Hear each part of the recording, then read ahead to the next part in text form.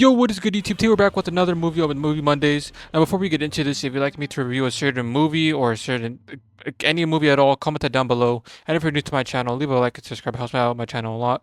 But today we're reviewing, as seen on the title, Godzilla x Kong: New Empire. Okay, now starting off with some of the background, I'd like to just say this first. There will be an epilepsy warning for the movie because at certain points there is just a lot of flashing lights, so just be aware of that.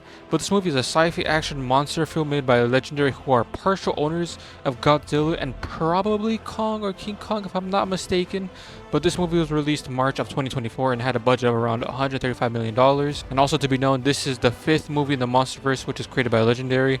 And the list goes as listed: Godzilla released in 2014, Kong Skull Island released in 2017, Godzilla King of All Monsters released in 2019, Godzilla vs. King Kong 2021, and then the now newly released Godzilla x Kong 2024. And before I even get into the plot synopsis or anything, let me just say this now: Godzilla is my favorite Titan of all the Titans, and he does barely edge out King Kong as my favorite Titan.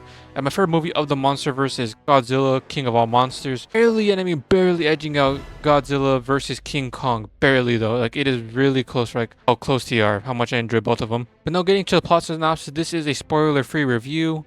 But getting into this follows the same group of like previous movie Godzilla vs. Kong, with some new members added to it, which is Dr. Eileen Andrews. Dr. Andrews' adopted daughter, Gia, who was deaf but can communicate with Kong. And she was adopted because she usually lived on Kong Skull Island. But then obviously in King Kong, after Kong 2017, they said that like the island went like underground, underwater because of a storm that hit it. So then therefore she was the last of her kind of the Iwi tribe, or known to be. Then it also follows Bernie, a podcaster from the last previous film, then a random guy named Trapper. But basically this follows the adventures of King Kong, or Kong known for, exploring basically Hollow Earth and a new society that he discovered of other apes just like him, but then discovered the villain, whose name is King Scar, and his pet that I will not even like say who it is. With sporadic events of Godzilla, which kind of sucks because he is sporadically kind of given to us throughout the movie. Then it is shown that Godzilla and King Kong have to team up to defeat Scar King himself, because Scar King does want to destroy Earth. And I'm not going to say if they do or do not defeat it's called Scar King, but that is basically the plot synopsis. And a few things to be noted about this movie is Godzilla is kind of here and there sporadically, which is kind of sucky. Like it should be called Kong with parentheses Godzilla. You know, like not Godzilla as the first name in the movie. Also, it is a bit campy. It is a little bit, goofy. It does have a goofy state in here, but that is fine. And also, it does almost have a runtime of almost 2 hours long and has no end credits. But now, let's get into the goods, the bads, and the neutrals. Now getting into the goods, we're going to start off with the visuals. Honestly, the CGI and set designs are amazing. Obviously, because the budget of this movie was also pretty high, so obviously the visuals have been great with the CGI.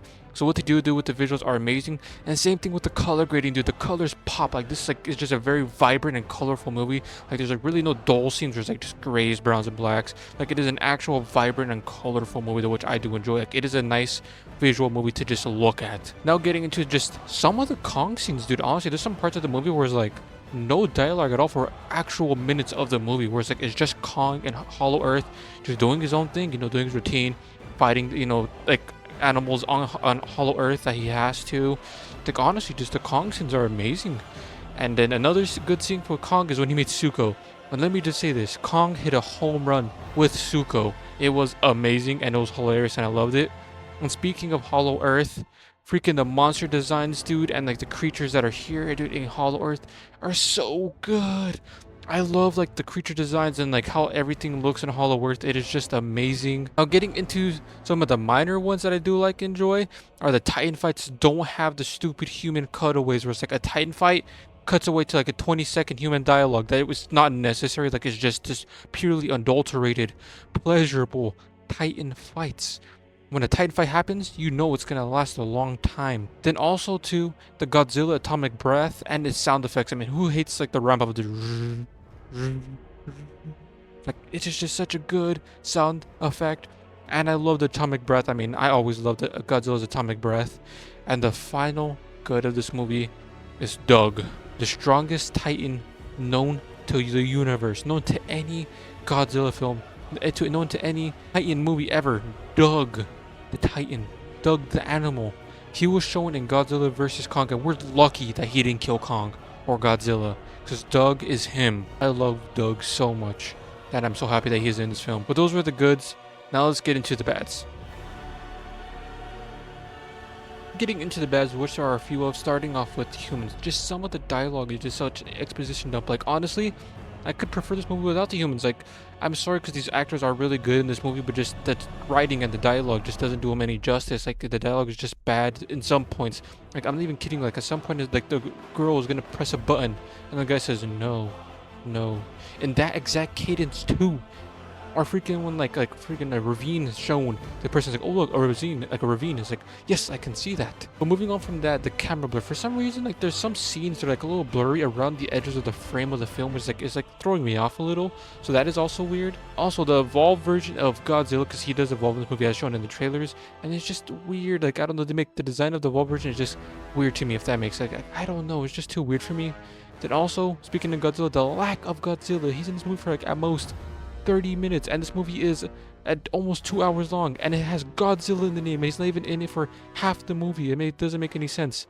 And the final bad that I have for this movie is the villain. I don't know why, I'm not really a fan of the villain. Like, they did do a good job of like making an original villain, but just, I don't know, this one just didn't stick to me that much. So that reason is the bad. But these were the bads. Now let's get into the neutrals. Now getting into the neutrals, there's only really one neutral, which is, I think, just the campiness or goofiness of the movie.